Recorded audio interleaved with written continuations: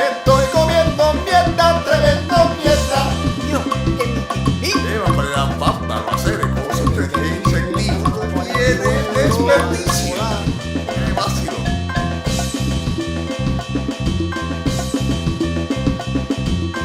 Whoa, good day, everybody. That's right, I said good day. That's good day in Danish. I'm branching out, people. I'm learning ever more ways of saying hello. Ways that I'll probably not get to use for a very long time, so that when the situation actually does come around where I meet somebody from I was gonna say the Daneland, because that's obviously where the Danish are from. Sit tight, boys, we'll be there soon. The storm is strong, but it shall pass, and when it does, we will wash onto the shore of the Daneland. And what in the hell is the Daneland? Oh, for Christ's sake, it's the Daneland. Haven't you never heard of it? Didn't you have a father? Didn't he tell you stories growing up? My father was a Scientologist, Captain. Every story I heard was about L. Ron Hubbard. Oh. Boy, apologies. In that case, I'll tell you the story right now. The legend of the Daneland is one that has been passed down from father to son for millennia. It speaks of an island that stands tall against the black sky, a land inhabited by gigantic craters with the heads of Great Danes and the body of Claire Danes. It's very sexually confusing stuff. Don't go in there if you're not sure of yourselves, lads. Sir, I've been doing some thinking. Oh, good. And it occurs to me that I think you're talking about Denmark, sir. What? That's not an island. Oh, what are you trying to say, sailor? Spit it out. I don't think where we're going actually exists, sir. I think it's a figment of your imagination. I think, sir, there's a wee bit of a chance that you've lost your marbles. I think I might finally have to agree with you on that one. I think for the safety of the crew, it's important that from here on out, you take charge of the boat. I don't know what to say. It's an honor, Captain. I'm truly proud to take over this What are you doing? What are you... So long, There are sharks in there. No, get off me. Boy, what a party pooper, that guy. Wait a minute. Somebody show me a map. Okay. Where are you? Daneland. Oh, shite. Now, I know what some of you might be thinking. Who were those guys? Were they pirates? Were they Irish? Or were they dancer? I don't know. I don't know what to tell you guys, but for those who aren't aware, that was a Killer's reference. And you know who's killing me? My neighbors. That's right. Can you hear me? Because I'm talking about you! I had to check the window just in case they actually could hear me. Have I told you guys about my neighbors yet? I don't think so. Maybe I've mentioned them, but have you had the pleasure of getting to know the story about these people that live several feet away from me? I'm not quite sure how to begin or where to begin in this story, but once upon a time, there was a couple, and that couple lived next door to me. And for the sake of clarity, let's call them Stan and Gloria. Now, Stan and Gloria were wonderful, kind, understanding people. And one day they decided, you know what, we've lived here long enough. As much as I love mosquitoes, I'm getting the hell out of here. And they packed up and moved out west. And then I started thinking, you know, what's going to happen next? I've lived next to these people for more than 10 years.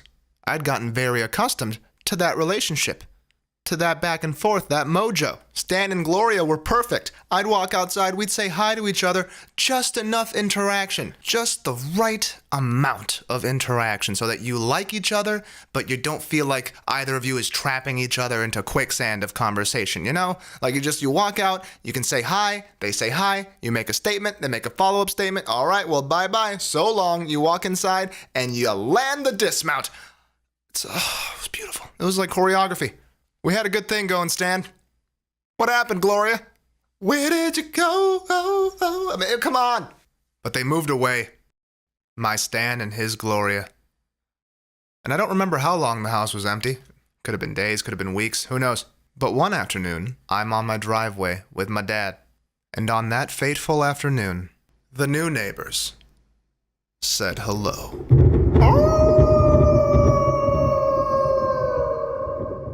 At first, we didn't know there would be a problem.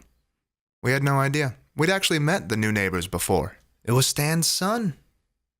He and his wife had visited Stan and Gloria many times before. We'd seen them go in and have a good time, whatever, and come back out. They'd wave, bye-bye, okay, and they'd drive away. We never thought anything of it.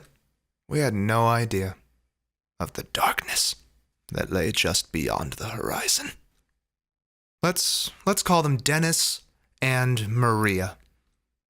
On that fateful afternoon, standing on the driveway with my daddy, we got to meet Dennis and Maria. And you wouldn't know that there was any issue to be had at all. They were so happy, they were so friendly, so lively, especially Maria. Dennis is more relaxed, more reserved, but equally friendly. Maria's the one who's just like, she's got fresh batteries every day. And so it was. We met our new neighbors, and they told us that they were actually just going to be next door for like 3 months. They said they had an apartment that they were getting fixed up, so for that period of time, they were going to be staying next door, and then they'd be moving along. But hey, for those 3 months, we were going to have some super positive, very friendly neighbors. What more could you ask for? It's a dream. It's been 3 years. And yeah, they were very friendly people. Very positive. They still are, to this day. But back then, that's all we saw at first. It was just their smiles and their nonstop exuberance. Their solid, unwavering positivity. But then as the days passed, and then a week or two, the cracks in the facade began to appear. Oh yes, people! Something was rotten in South Florida. I started seeing little signs, little hints that I was dealing with a performance. That I was dealing with a case of animatronic neighbors. Yep, those people that they try a little too hard to have that smile on their face. They just grit their teeth and good morning. Just that there's something wrong there. There's something behind it. No one should break a sweat from how hard they're smiling at you. You know those people? The Disney animatronic neighbors? You know that's not how they really are. But as soon as they see you and they're outside, they just pop right into performance mode. It's a small world after all. Waving their arms, showing all their teeth. That's what I'm dealing with my neighbors. What started off looking like a very happy couple has revealed itself to be something else entirely. They've been together for 10 years. 10? And every day I wonder one question. How? How is it possible? If you were to see what I have seen so far, you wouldn't think, well, there goes a promising couple. You would think, so should I get the body bag, or are you guys going to handle that? Because one of you is going to kill the other, okay? Let's get real. I swear, one of these days, I'm going to see their car just like pulling out of the driveway and 2 dirty feet just poking out from inside the trunk. I'll make eye contact with his wife and she'll just go, shh, and keep driving down the road. And I'll just stand there, my palm against the window, as I slowly pee myself. And that's what will happen. I think it's coming. That moment is coming. I'm pretty sure. Now, you might be asking why. Why I think a brutal murder is on the horizon. And it's the yelling. It's the yelling, people. You have no idea how often I wake up to the sound of...